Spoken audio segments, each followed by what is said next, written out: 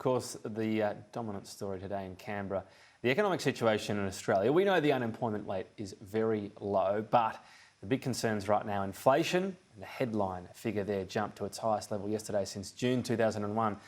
It's up to more than 6%. Some of the numbers going even higher than that, though. Petrol, what that is doing to transport. Also, fruit, vegetables and building materials are also soaring at the moment and affecting the economy.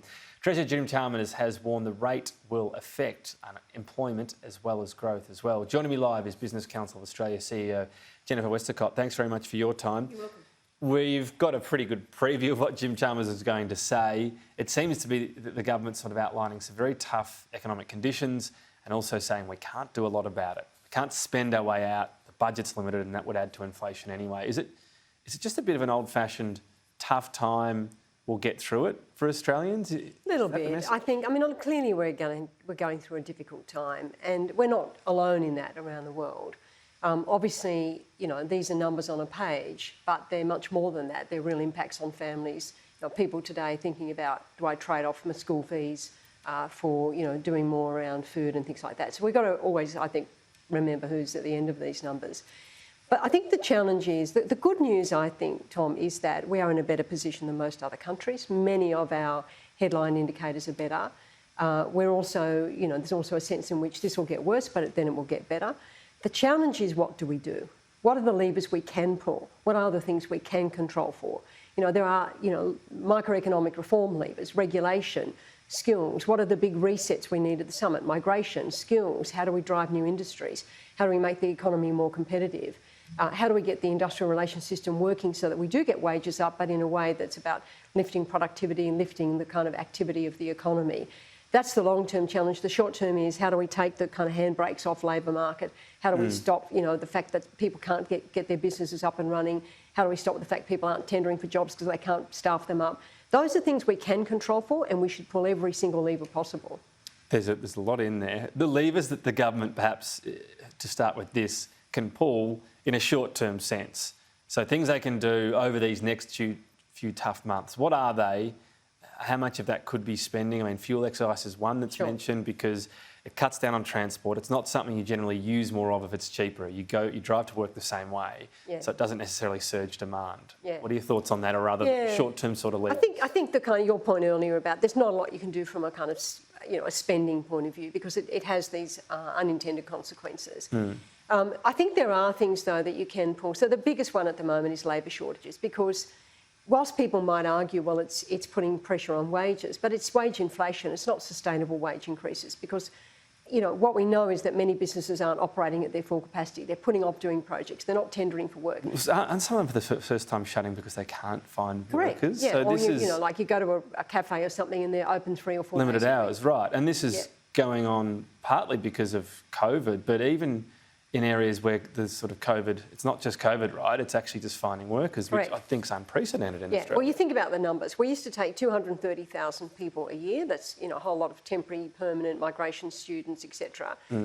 We lost 90,000 people during COVID. So we're about 300,000 people short. Now, the real implication of that is the stuff we've been talking about, that people can't get going. Now, the longer that goes on, the more difficult that becomes, because people are actually delaying big projects, or they're pricing in huge costs for projects.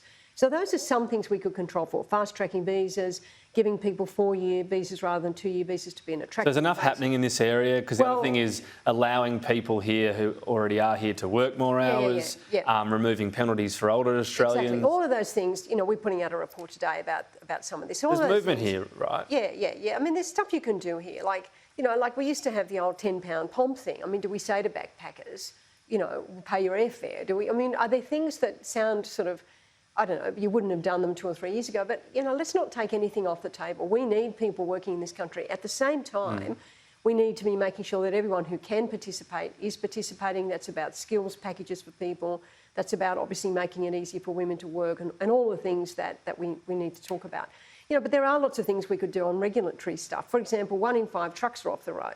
Well, if we just change some of the standards in truck driving and brought them into line with the international experience, is that a way of getting people say, hang on, is this a safety compromise? Well, what would you not if change you- specifically there? Well, I think it's quite complicated the way we kind of progress truck drivers through Right. different stages of trucks. And obviously you don't want 18-year-olds driving VWs, but you do want to be in line with international standards. Do we need a big initiative to get women who normally wouldn't do that sort of occupation? It's a pretty tough job being a truck driver.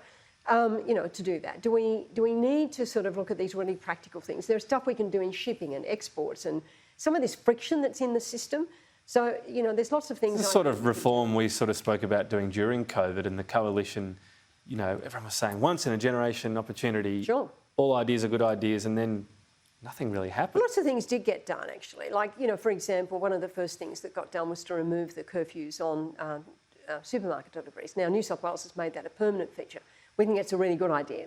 Bring it across the whole of the country. Lots of regulations were stopped. Lots of things that wouldn't normally be allowed to happen, were done under the former government that allowed companies to work together around supply chains. Normally, you wouldn't be able to do that. So I wouldn't be too harsh. I think the challenge is, what do you permanently do to the economy to make it more investable, to make it more attractive? Are you confident we're going to avoid a recession and the importance of that? Because it's, yes, 2 consecutive quarters, technical recession, that's fine. But once that's mentioned, it's the self-fulfilling nature of it. Absolutely. Right? Look, it is a technical concept, and we'll see what the American figures are, the US figures that come out tonight. But again, it's about, I think it's very important to be realistic with Australians, to tell them what's going on. I think the Treasurer's doing a really good job of that. He's being very honest with people about here's what we face. And at the same time, making sure that we paint a picture for people that we will find a way out of this, that this is going to get better, that we do have a better starting position than most other countries, that there are levers we can pull, and then show people that we're living them. All right. And then the summit, I think, is the big reset. Migration, skills, industrial relations, industries of the future. And I think Australians want to see that big reset. Wages, of course, we don't have time to get into that today because it would take a little while, I suspect. Some very different views being put compared to business and unions at the moment. We'll get into that on another day. Jennifer Westacott, thanks for your time today. Thank you.